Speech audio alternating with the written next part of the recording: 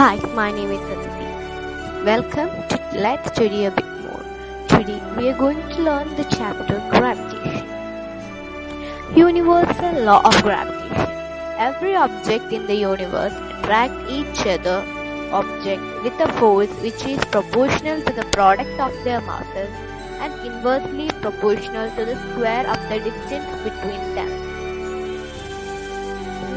Two objects A and B of masses capital M and small m lie at the distance of from each other as shown in the figure.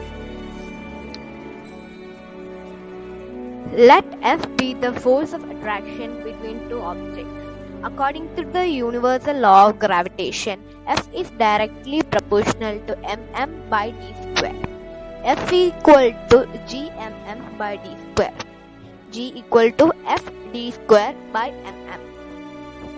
G is called universal constant because its value does not depend on the nature of the invading medium or temperature or any other physical variable. SI unit of G is Newton meter